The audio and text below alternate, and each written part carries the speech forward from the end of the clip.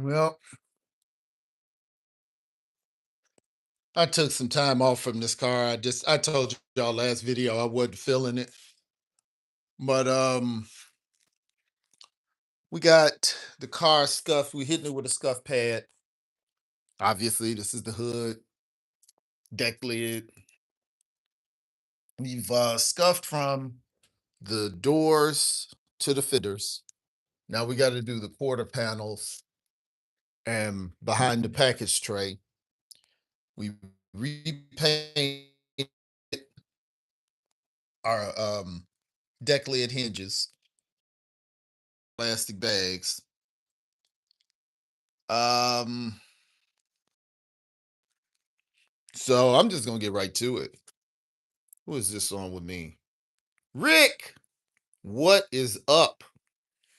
Slick Rick. What's going on, my brother? Make sure you hit that subscribe and that alarm so you know when I'm on. Thank you for that like, my brother Rick. Rick, um we stuffing out these, well, all of it, because we're gonna re-clear the whole car. Um Oh, we're going with the same color. We're still gonna do the frozen white. That's a 50s Ford color. We're doing the same color, but we're gonna do some spot painting. I scratched the car when I was putting the fenders on, so I gotta paint that. Um, right along that quarter panel, the top, I gotta repaint that. I gotta repaint up here, and I got a few dings like this here. I gotta fix that. Um, Scratch here, I gotta paint that.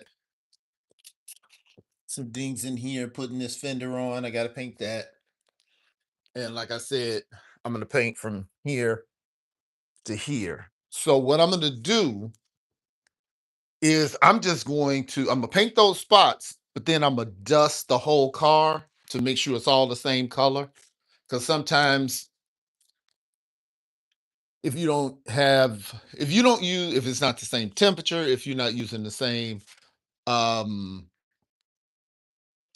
reducer, if you're not um if it's not the same mix of paint, it'll all it'll turn a different color on you. And I just want to make sure it's right. And then we're gonna clear the whole car. So to do that, you gotta hit it with the scuffing pad so the clear will stick. All right.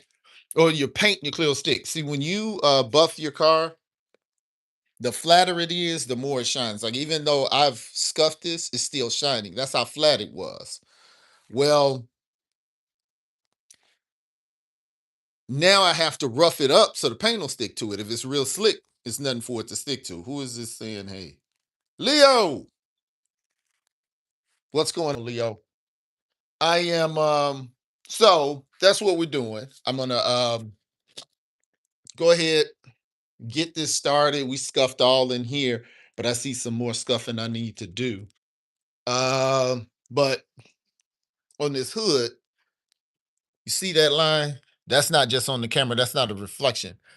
I think when I painted this, I turned it over too soon on this X stand, and the pads, that's the color of the pads that got into the clear. And I can probably sand that out, but I don't know how deep it goes, and I'm not going to put that on myself. I'm just gonna go ahead and paint over it. So I'm scuffing this for that. And I'm gonna hit that deck lid. Of course, we got to flip this deck lid over too and paint the other side of it. So I'm gonna go ahead and get to work. You guys can tell me at any point what you're working on, what kind of cars you drive, or if you have any questions, put them down in the chat. Holla at your boy. I want to know where you are in the world and what kind of cars you're into. Now, when you're scuffing, It's not like sanding. When you're sanding, you let the sandpaper do the work and you don't push down. When you're scuffing, it's almost like you're washing the car. And it really doesn't matter how you scuff. I try to do it just like I sand.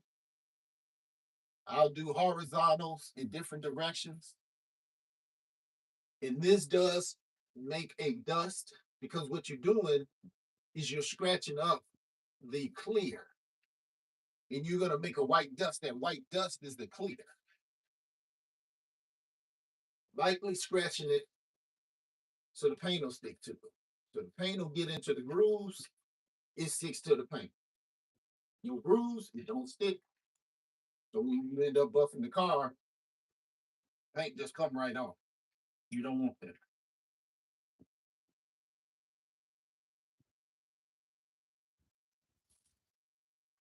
So whereas when you're sanding, you're letting the sandpaper do the work. When you're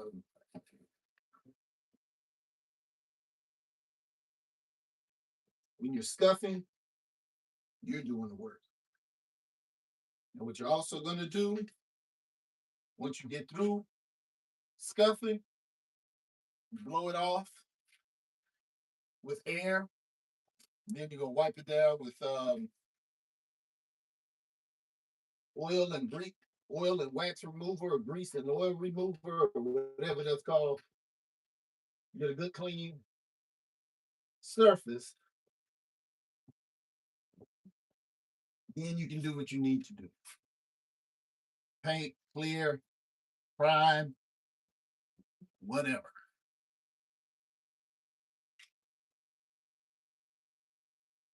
Now, if there's some dirt on your car and you're scuffing it and the dirt's not coming off, you're not scuffing hard enough. Let me see. It looks like somebody got some questions.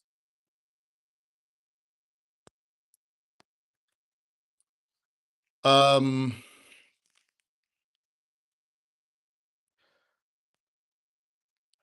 is that when you use soap and water? No.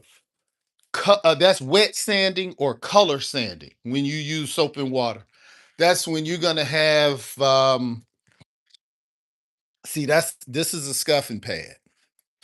You just use that straight. When you're using 1000, check it out. Let me show you. All right. You got different levels of sandpaper that do different things. And when you buy this, it's gonna have, well, Master Pro is color coded. So we can do this right now. Let's see. Okay. Trying to find some different. I'm gonna pull all these out so y'all can see. It's a very good question about sanding. Now, if you use all the same sandpaper, this is easier to teach. Okay. If you use the same brand. Removing best for extreme material remover. Let's say you're getting rust off your car or old paint. That's going to be a higher grit of sandpaper, like 80, 40. Okay, check this out. Your low grits are going to be removal, and they're going to have a little red badge where this is blue. If you're shaping, it's going to be 200, 220, 320. It's going to be that color. Smoothing, 400, 600, maybe even 800. I think this one is 800. Looks like I got paint on this. I can't see which one this was. But when you get to this is primer, sealers, final sanding before paint. Finishing is going to be your 1500. Let's see, where's 1500? Well, I got 1500, but it's not that brand. That one is going to be where you're wet sanding. No, finishing is where you're going to be wet sanding. So you're going to be using your 1000, 1500, 2000, and then when you get to polishing, that's 3000 and 5000. That's when you really don't need any water for that either. So that's a really good question. No, wet sanding and scuffing are two different things. Scuffing is just getting the surface rough for paint.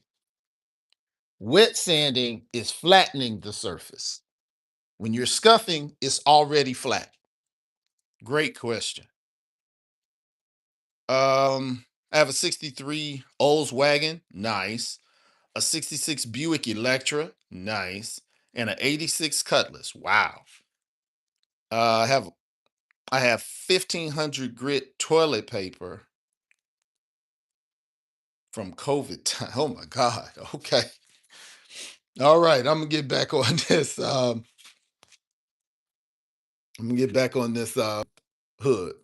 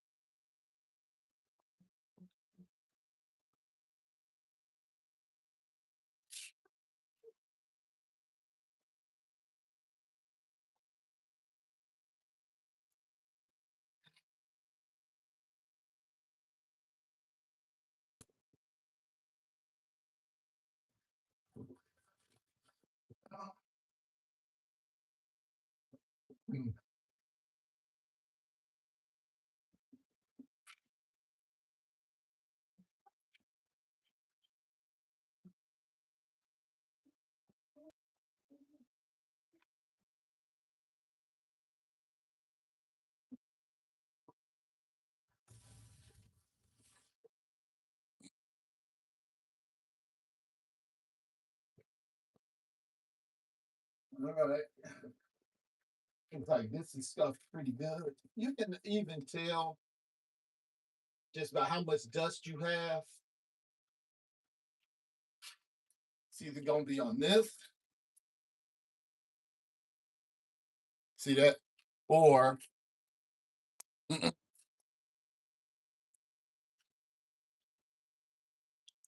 see that right here, all that dust. So you know you got it in there good enough.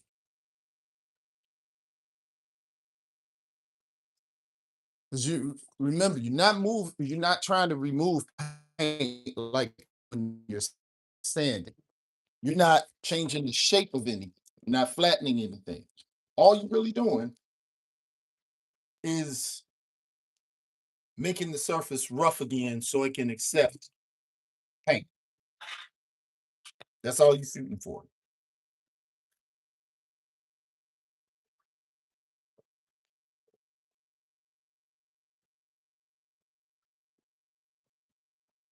Like I said, I'll go at horizontal.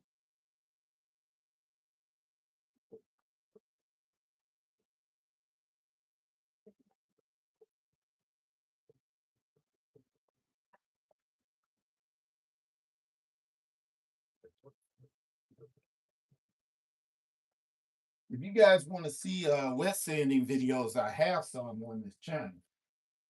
You just go through, put in the search wet sand, and then wet sanding videos on there. The old schoolers from California call it color sand. Same thing.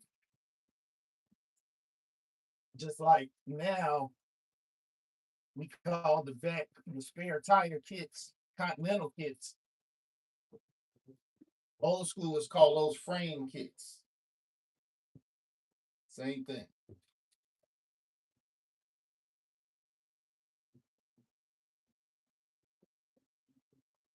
Now again, I'm dusting this car. I'm not really painting it per se. I'm spot painting it and then I'm dusting everything else because it's really fun. I just want to make sure all of the colors match. So I'll do a light coat over everything just so there's no stark changes in color. But sometimes you can go and have the same paint mix, but somebody do something a little different when they mix it this time that they didn't do last time, and it throws off your car. And don't assume just because you had it mixed that it's perfect. You got to put that eye on it because that sun ain't gonna lie to you, and it ain't gonna lie for you.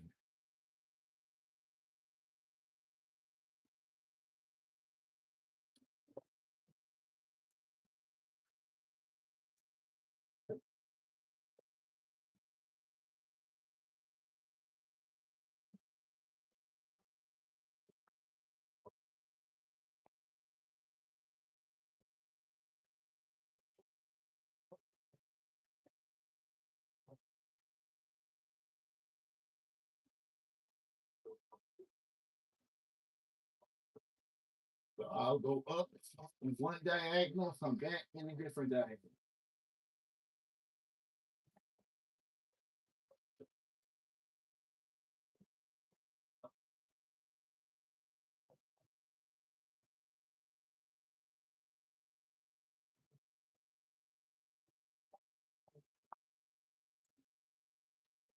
Yeah.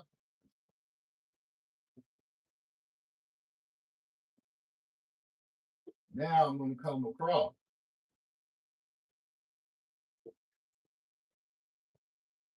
I'm gonna show you a close up how much dust is coming off again.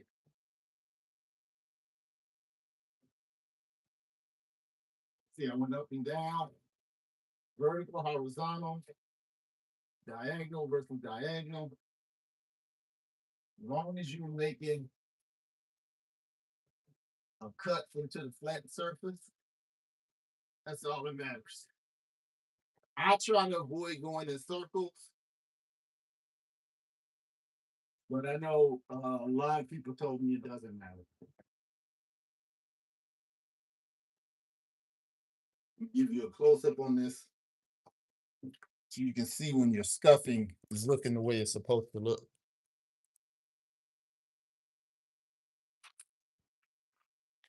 See that? That's clear dust. So you scuff it. Now now you take the air and you blow this off. And then we're gonna come back with oil and grease remover and clean it off. I'm gonna cut the air compressor on, so it's gonna get loud for a second. Don't trip. Um, you know what? I'm not. We're going to go ahead and scuff the quarter, and then we just blow it all off together.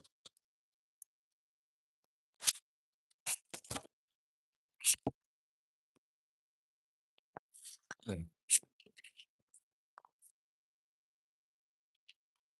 See, a lot of times people think because this isn't hard to do that it's not necessary, and that is a mistake.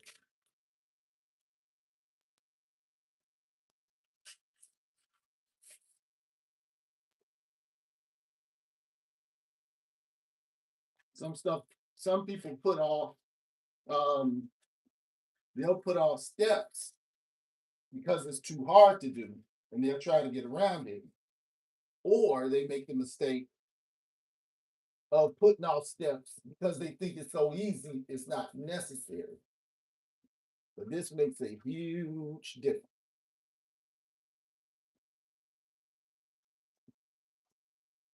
especially when you're trying to get a mid-level show quality car. If you're doing a high level, it's essential.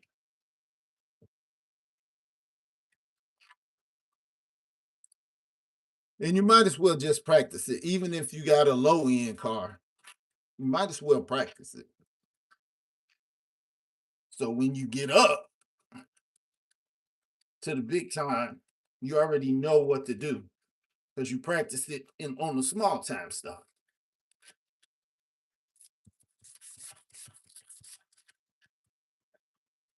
You see, I'm still going at an angle, coming up this way. When I come back, go down that way. See, I'm just doing the quarter panel because we already did the other stuff.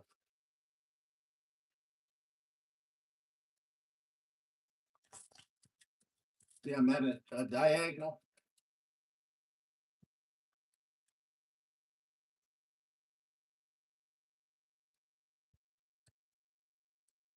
See, all this dust is getting back into this track right here in the where the trunk goes.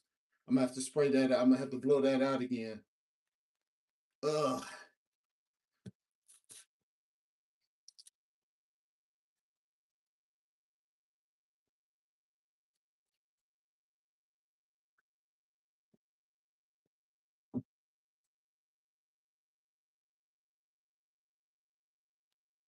I just found a space where my chrome was exposed, and I didn't ignored it about 3 or 4 times. But I'm gonna be mad as I don't know what if I start painting and get paint on this chrome.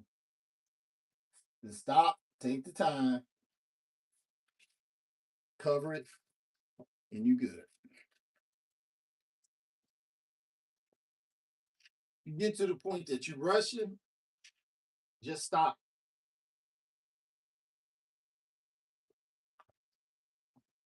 If you're rushing, I mean you don't feel like doing it. And all you're gonna do is create something you're gonna have to fix later.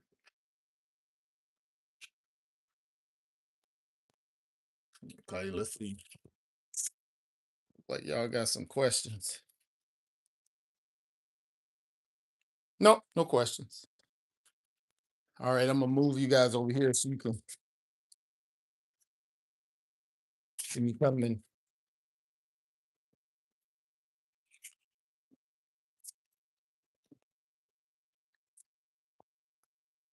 Uh,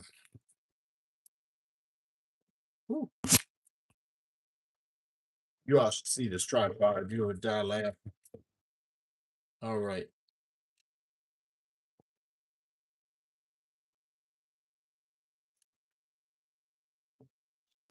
Again, we're using the scuffing pad, not sandpaper. Oh.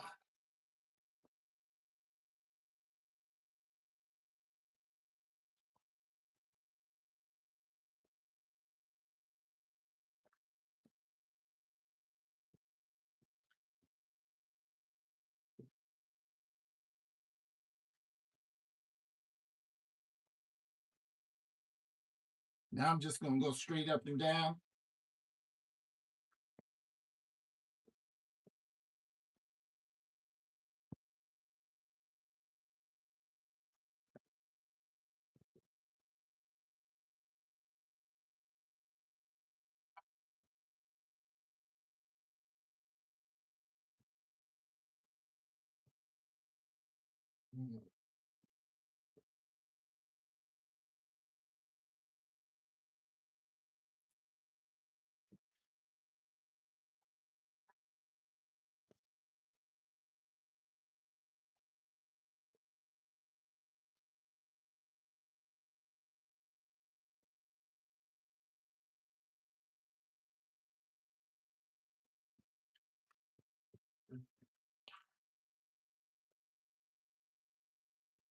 Oh, whew.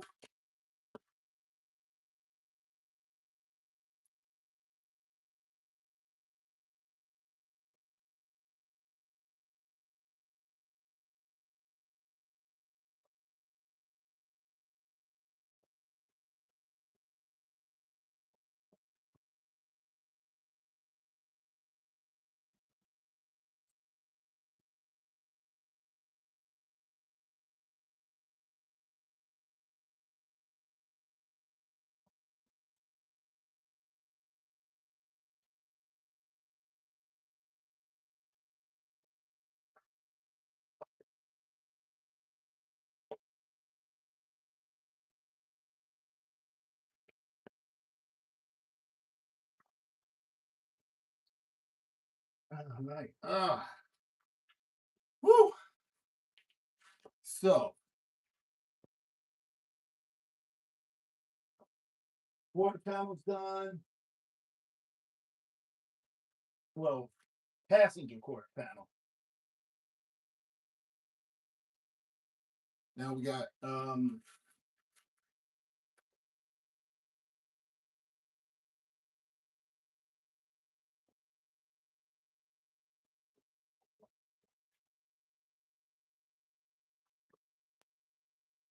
I guess I'm gonna paint in the trunk too, so we might as well hit in here. Whew.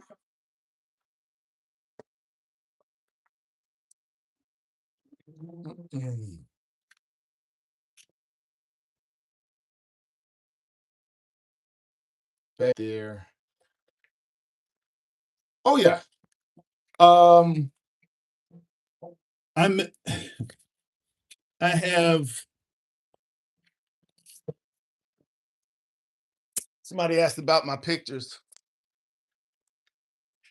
This is the Cleveland Summit. When Muhammad Ali stood up as a conscientious objector to the Vietnam War, as Bill Russell from the Celtics, Jim Brown from the Cleveland Browns, Lou Alcindor, who changed his name to Kareem Abdul-Jabbar, and Muhammad Ali. And these are other athletes that came to support him in his objection to the Vietnam War. Jesse Owens, 58 or 54 Olympics in, believe it's Munich, Germany, but I know it's Germany. He won several gold medals in front of Adolf Hitler, where Adolf Hitler was obviously promoting Germany as being the superior race. And obviously in America, the black race was supposed to be the lowest race. And him representing America really caused a problem. And the fact that he beat the Germans. 68 Olympics right here. Um, the protest of civil rights and equity. Uh, Tommy Smith and oh, I always forget these three brothers' names. But I'm gonna tell you the cool thing about this picture. I always looked at this picture and looked at how this white dude looks uncomfortable. Here's a history lesson. You see the badge he has on? All three of them had on the badge that was protesting racism around the world. So not only was he in support of these brothers, he wore that badge and I don't know, he was from Australia. And I don't know if you all know about the social politics and history in Australia, but they are extremely racist there. So that was a big deal for him to do that. In fact, they forgot their gloves. All of them were supposed to wear black gloves, all three of them. They forgot their gloves. The gloves they have on, notice one has their right hand up, the other one has their left hand up. Those are his gloves. So all of them were stripped of their belts by their of their medals by their country. We as Americans know these brothers got their medals back and got their recognition as Olympic champion. This guy didn't. Australia never let him back into function with the Australian track teams. They blocked him from getting jobs. And I think it was 30 or 40 years later, they said that they would let him come back to the Olympic Games and participate and be recognized if he apologized for supporting these brothers when this happened. And he refused to, and that man died without getting the recognition for what he did. So when I'm teaching my classes and I teach about this moment, this brother right here was a real brother. And as much as those two guys suffered, he suffered with them and he suffered in a way that even they didn't. So that was one of our moments of like a real a real sacrifice for right, and where I'm proud that there are people like that, that he could have just said nothing, but he stood up for what he believed to be right, and he paid a price for it, but he still stayed on it. This is a friend of mine that played in the NBA with me. Jackie Robinson's still at home, and I forget which World Series. I think it's in the 50s though. And Michael Jordan's last shot is over here.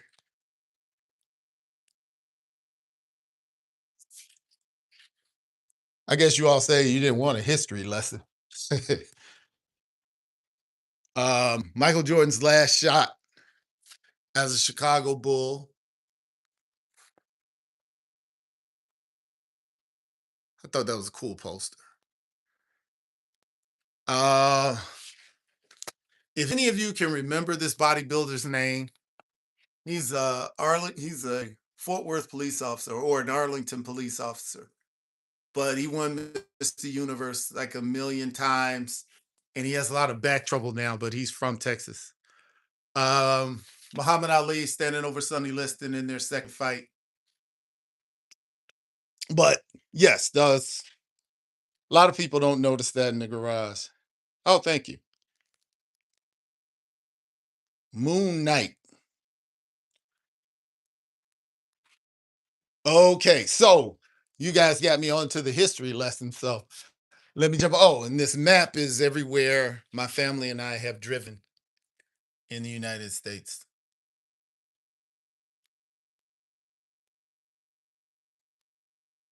All little dots are the places we've been.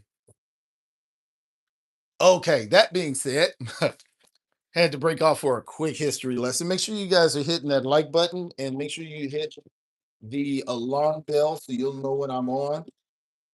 What we're doing today, um, we are scuffing the scuffing car. It's already flat, so we don't have to sand anything. We're not wet sanding. We're using oops, sorry. We're not wet sanding. We're using a scuffing pad. And we're just making the surface rough so the paint will stick to it. We're gonna do some spot painting, and we're gonna re-clear the car.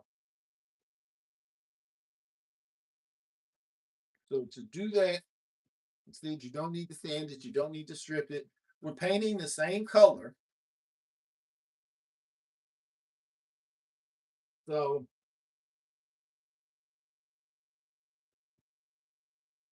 we don't have to put a lot of paint on. I'm just gonna put enough paint on as to where everything matches.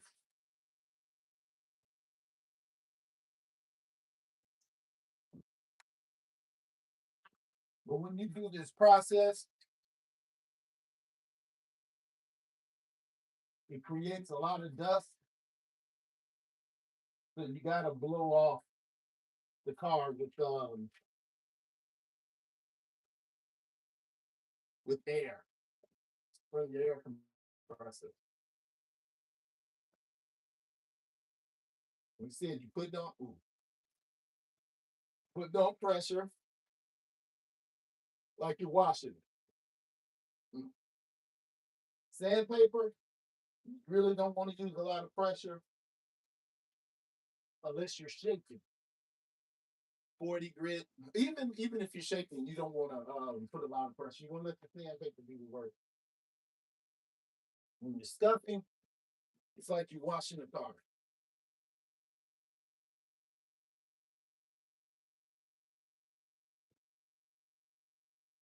But I do scuff the way that I stand. I scuff in different directions. You see, scuffing down and forward. Now, when I go back, I'm going up and back.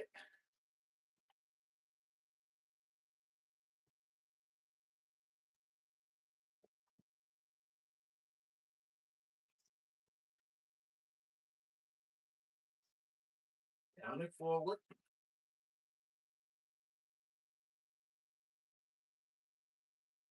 Up and back. You notice I'm overlapping what I already did? That's cool.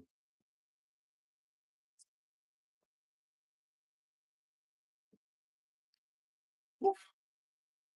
Switch you guys this way because my left arm is getting tired.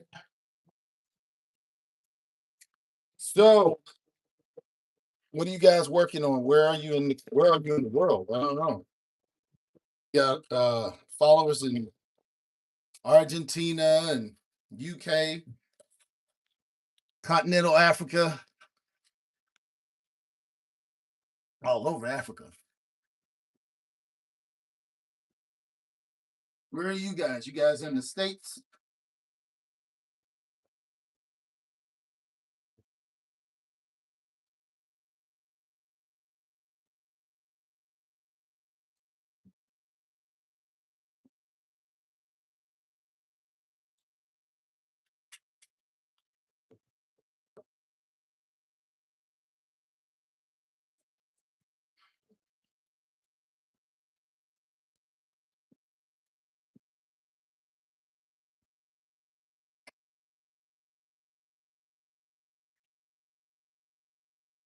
All right. Woo! This was working that shoulder.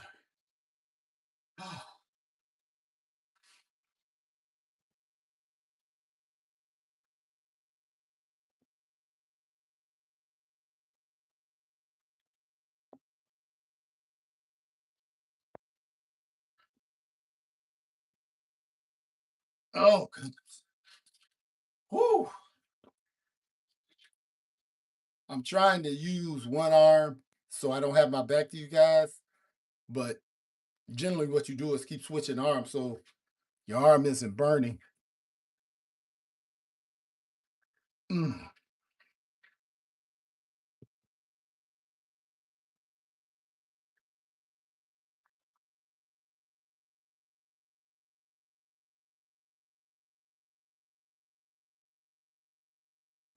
Okay, I'm gonna turn my back. Switch arms.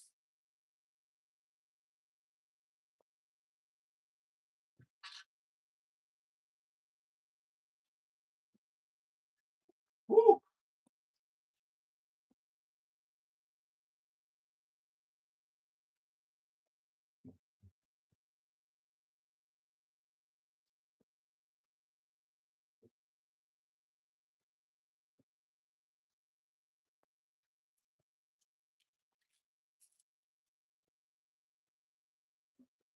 Okay.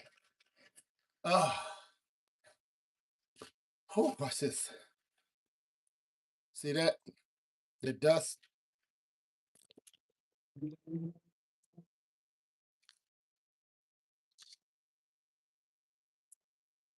Now it's gonna get a little noisy because I'm gonna cut on. Let me see.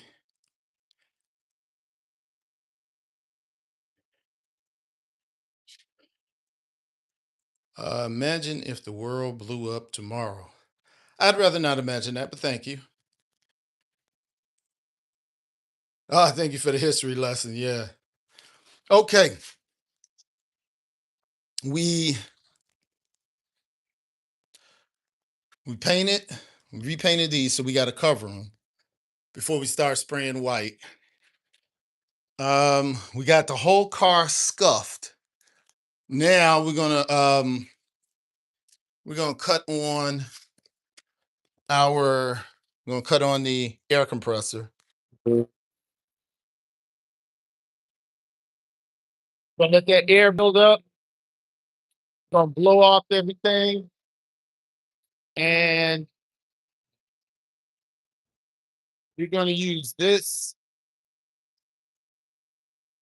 wax and tar remover. This is what we're gonna clean it with. So we're gonna get a clean towel. So after you stuff, blow it off,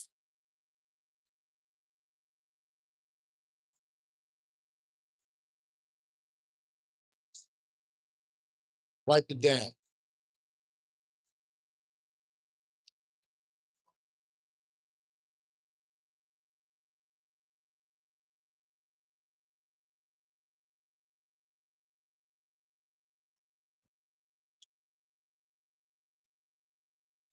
Ah,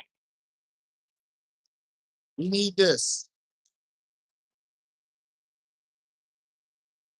Show you why we need this.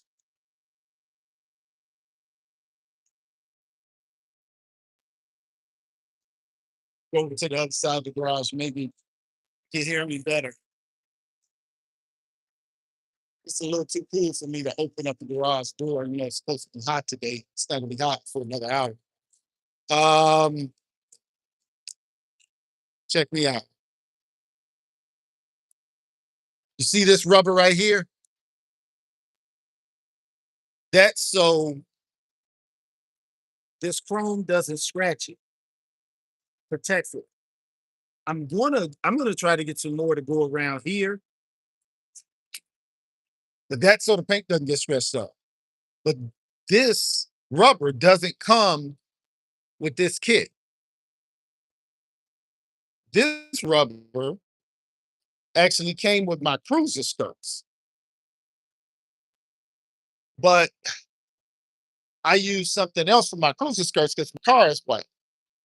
Generally, everybody uses black rubber on their cruiser skirts to go along here. I found some white rubber. What I'm using this for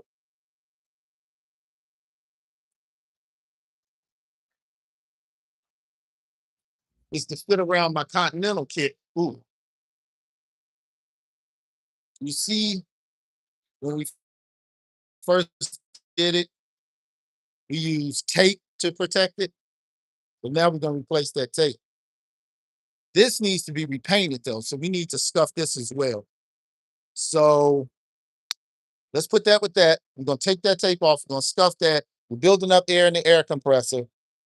By the time we finish stuffing that, we'll have enough air. We'll be able to blow this off. We'll blow this off with everything else. We'll go back and get our scuff pad.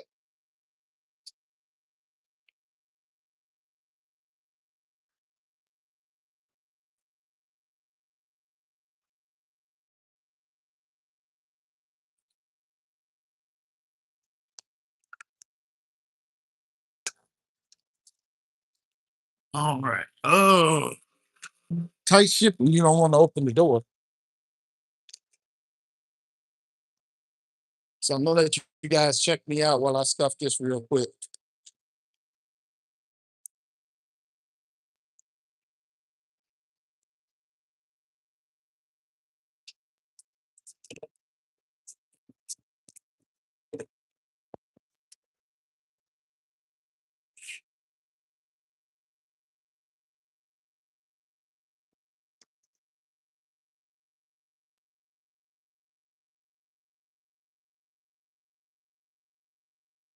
So you see how it scratched it? When you paint that, but that's when we started putting this on here. And the rubber is gonna save us.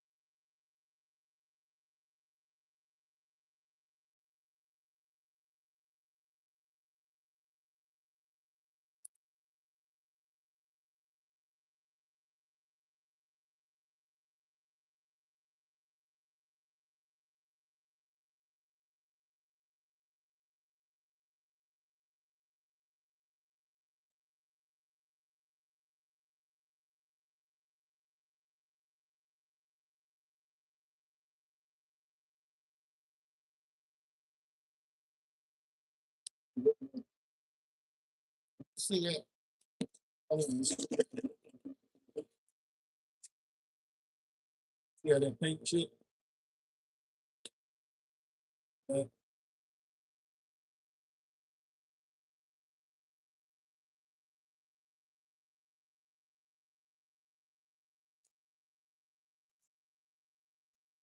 this has a groove in it, like a V shape.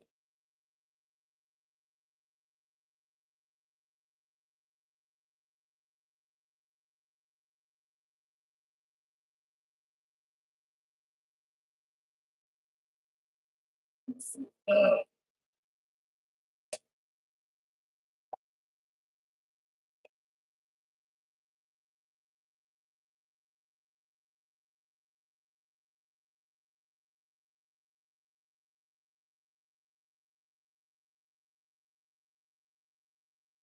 yeah,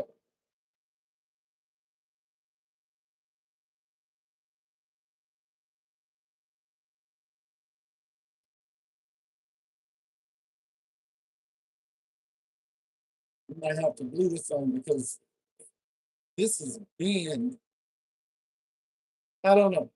What we do, we sand it down first. Worry about that in a minute.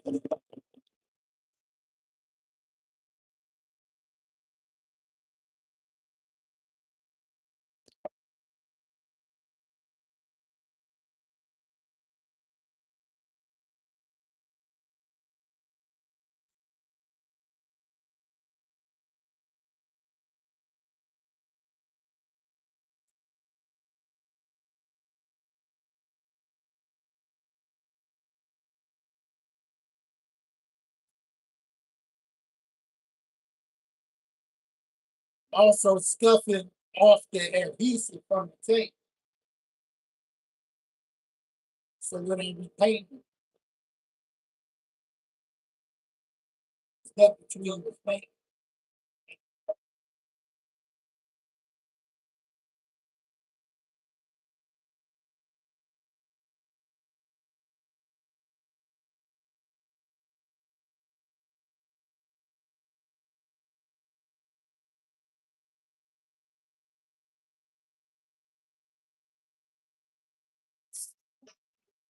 And I told you by the time we did this, all of our air will have built up in the air compressor.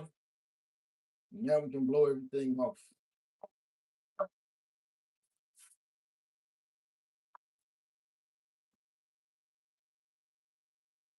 All right. And make sure this is somewhere where it won't get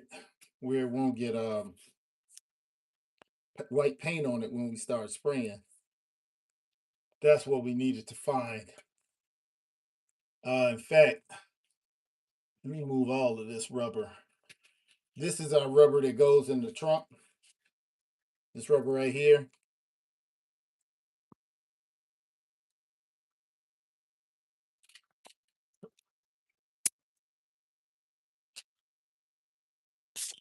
That rubber goes in this track right here around the deck lid enclosure. Okay. You see, I painted it one time with this rubber on here. I'm just going to probably use some paint remover to get that off.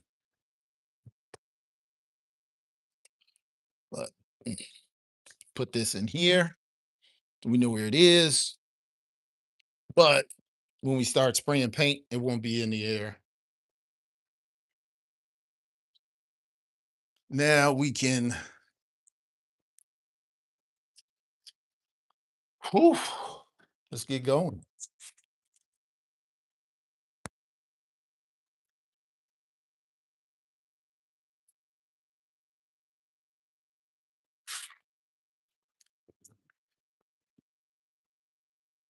All right, cool.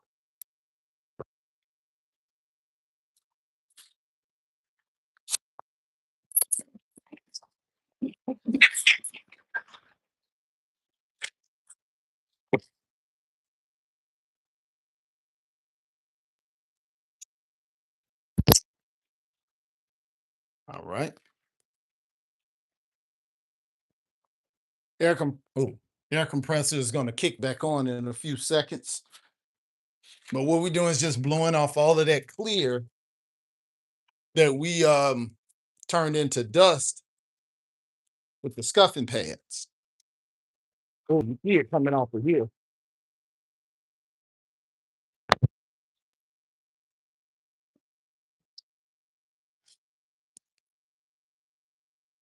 And watch, make sure you're not getting caught up on nothing when you're working in these home garages.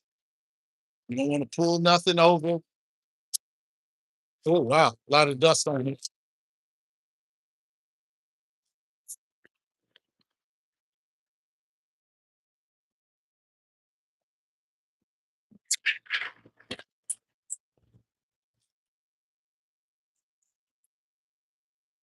Get it caught. Yeah, thanks for that like. Oh, holla at your boy. Let me know what kind of cars you guys are into. Wipe it down with the tack cloth. I'm gonna show you what I do. I do. You know what? I never use tack cloths, but since you said it, because I have tack cloths.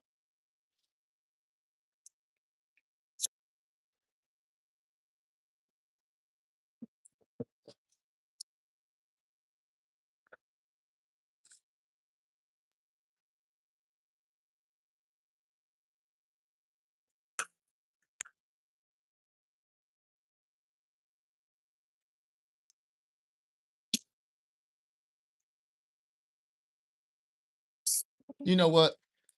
That's one thing I love about this channel. I got tack cloths. These tack cloths are probably um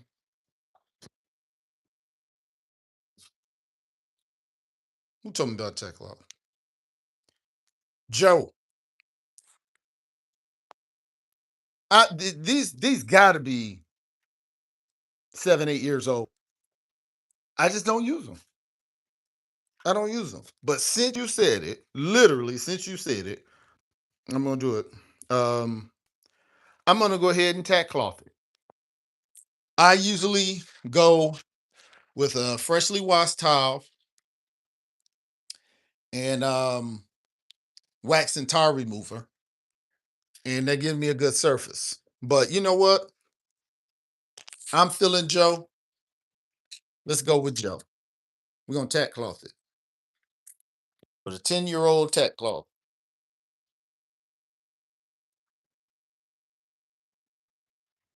I had to buy this a couple of garages back.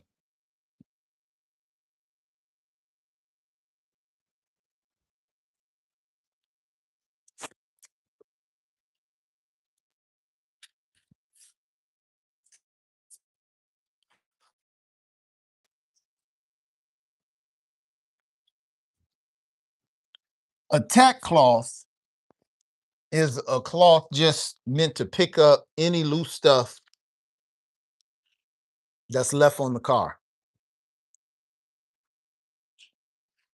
And what I usually do is I just clean the car. But oh wait. Oh my goodness. What did y'all tell me I got the thing wrong? See that? So what you do is you tack it and then you flip it over and then you unfold it and then you just keep going. But you're picking up all this loose stuff. Great suggestion, Joe. I'm gonna give you love, Joe. I got like I said, I had it. I just don't use them. But that's the beauty of this channel. You guys keep me honest and you guys keep me thinking. Because once you haven't used them in so long, they fail to be part of your process. And who knows, you might like it. Because when I first tried to use a tech cloth, I really didn't know what I was doing. So it was hard for me to estimate how important it was or was not. But Joe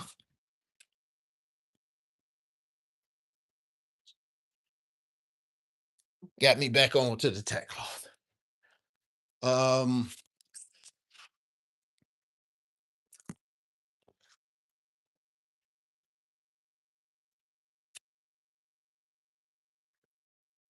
Hmm. Where am I going to sit you guys? This moving this tripod back and forth is getting on my nerves. Um, if you have to nip and buff, don't blame me. What's nip and buff? Don't go with me. I don't have nothing to do with it. Oh, now you go back it off. You can't back it off. Come on, Joe. It's me and you. Me and you against the world. No, seriously, like I said, I have them. I know people that it's part of their process that are way better at cars than I am, believe me. But um just wasn't part of my process. But I appreciate the I appreciate you jumping in with it. So why not? And I got Joe to blame. Right, Joe? We all gonna blame Joe if this car don't turn out the way we wanted to, we can blame Joe now. Joe just freed me up. No, we're gonna be good. What is this?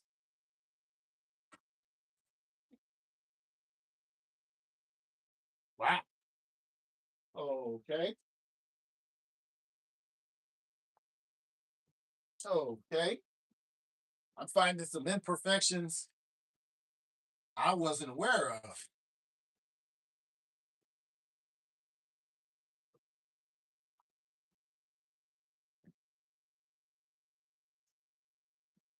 Nice and tacky for you, Joe.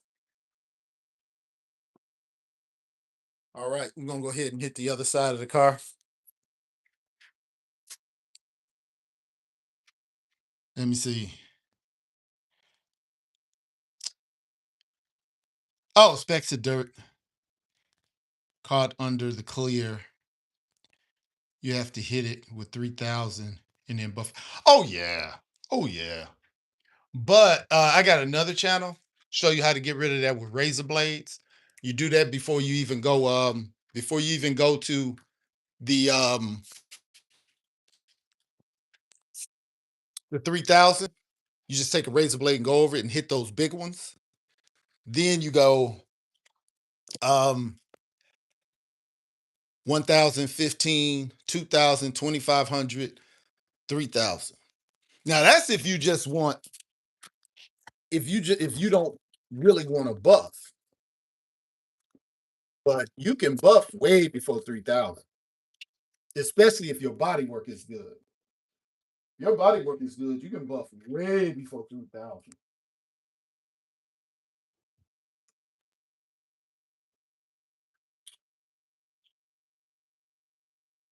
But yeah, those specs, you just take your razor blade. Now, especially if you paint a car outside, because a lot of the small, quick, you know, somebody's cup, somebody's clear is peeling,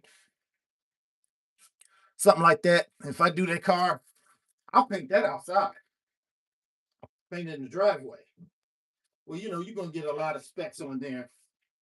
You just come by with a razor blade, take off those hot points, sand it, buff it, by that. Nice and tacky. What you say to that, Joe? Let me get into this trunk. Go get man.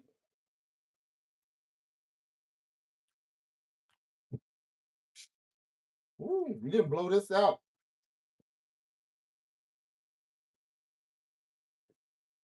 Oh, yeah.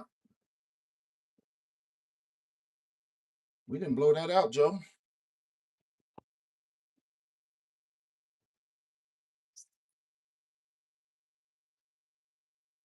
Now, I believe you're supposed to keep this in a can or a bag or something so you can use it again.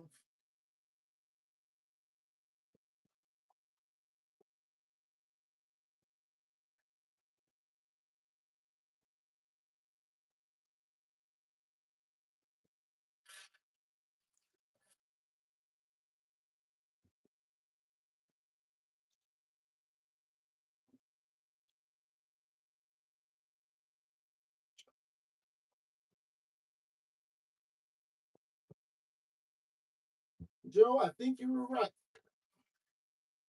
Kind of liking this tech clock. A lot of times people think I got this channel just so I can tell people what to do with their cars. Y'all help me more with my cars than I help you guys, I think.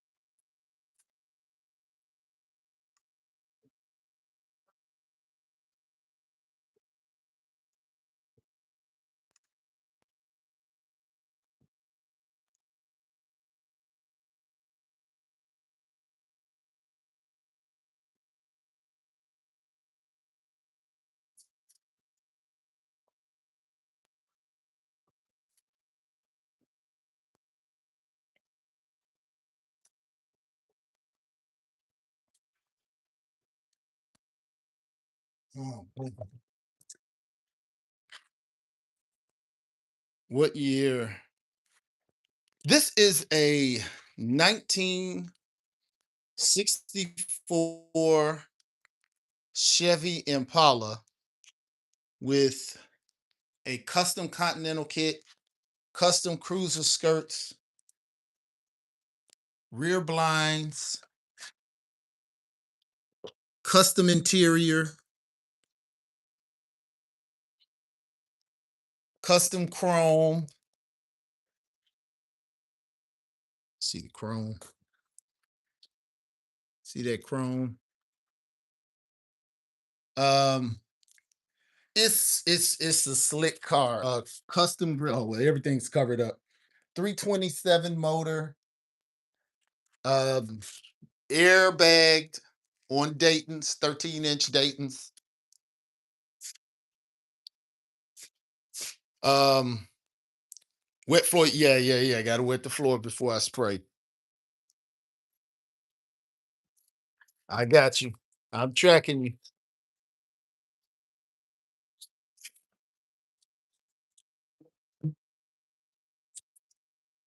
All right, we're gonna tack these. Make sure you guys hit that subscribe button so you know when I'm on. Also, I mean, well, hit the subscribe button, but so you know when I'm on, make sure you hit that alert bell because as Joe can attest, I use y'all advice. So it's not just, hey, look at me, I know about cars. This is where we put cars together. That's what the channel is for. A lot of people think that it's, me teaching people how to do cars. Not really it. I didn't know for a long time that you can do high quality cars in your home garage. I didn't know that. I know guys that got $100,000 cars, they painted in driveways, and they are truly $100,000 cars. So if I didn't know it, I know some other people don't know it, and that's what the channel's for.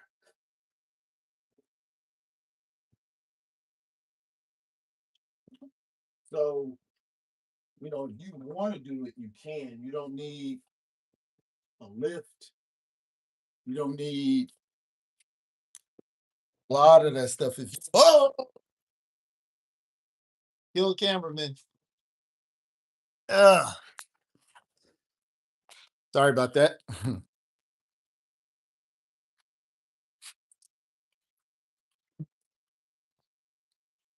If you look at this channel, you'll see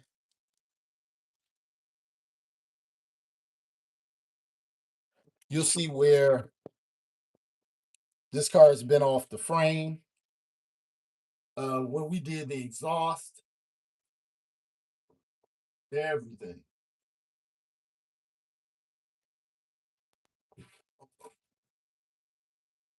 So all this stuff can be done at your house with basic automotive tools and limited automotive knowledge.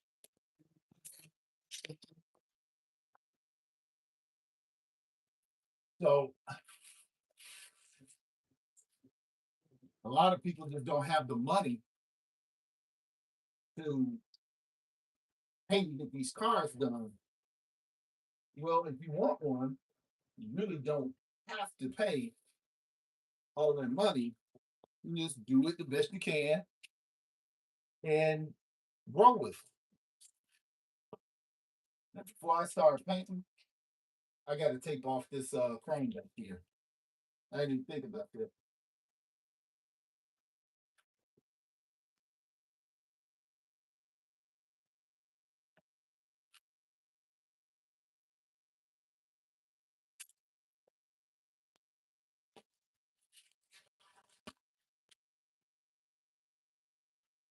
Mm.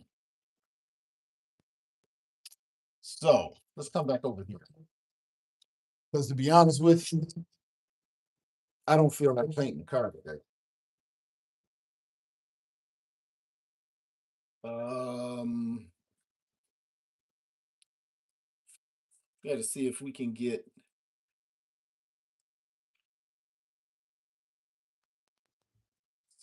this rubber to fit on here. Ooh, I still got adhesive on here. That's why you got to double and triple check. Paint on top of that adhesive. Waste of time, energy, and effort.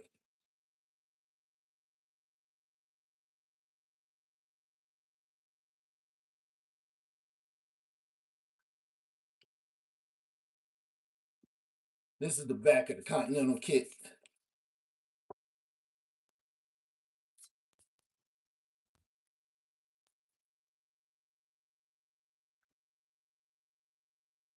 This is where you reach in and pull it up to let it back. It's a little arm in there. Okay. So, don't feel like paint. What else can you do? Well, we need to we need to cover these because we've repainted them and we're gonna be shooting white, so we definitely don't want to get white on our black hinges. Um, we need to touch up these hinges. I should have did that while I was doing the back ones. Um, tack cloth in here.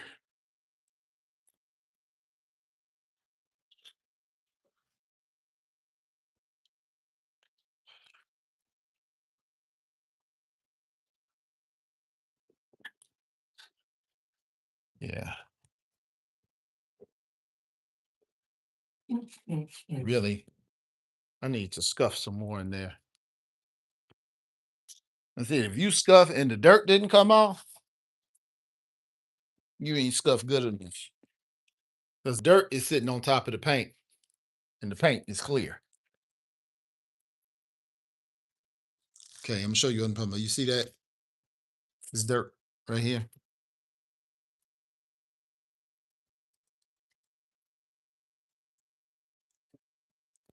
See that?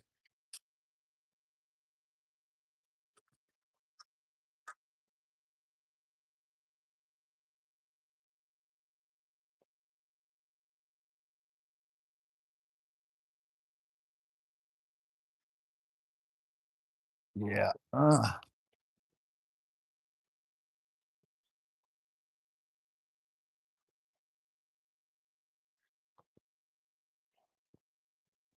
Okay.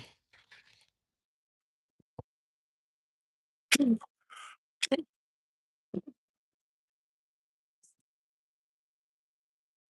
gonna put that tack cloth in there like that. Cool enough. Let's go to the other side.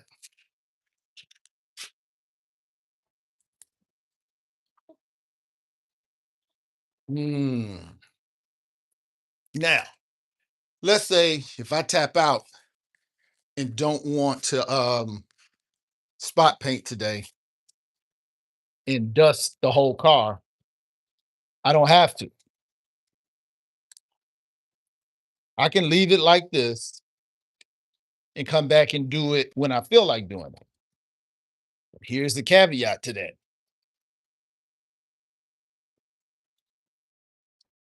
I got to wipe it down with cleaner, wax and tar cleaner, because dust will get on it. Once I leave it alone, dust and resettled on it. And then I'm painting on top of dust.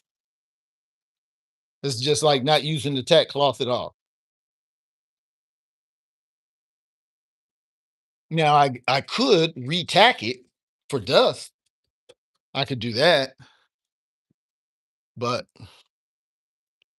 yeah, put these 10-year-old tack cloths to use. That would be smart. But I don't always do smart things on this channel, do I? Like keeping tack cloths for 10 years until Joe tells me, and then I go, Joe, you're right. I should have been doing that. So I got to get me a tack cloth can so I can keep my tack cloths. All right. So what? What? Get some bags for these. I got to make sure this is retaped. This is staying. Um, what? I bet you it's nice enough outside to open the garage door now. What time is it? Somebody called me earlier.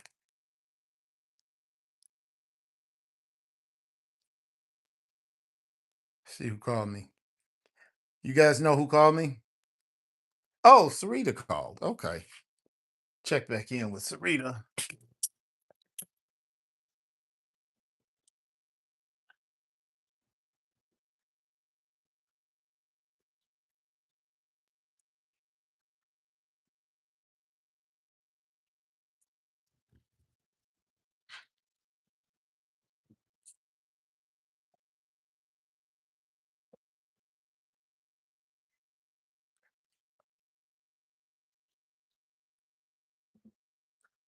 Okay. If I'm gonna paint, I can't have the doors open. Because though it's a beautiful breeze. Oh, it's nice out here. Where are you guys in the world?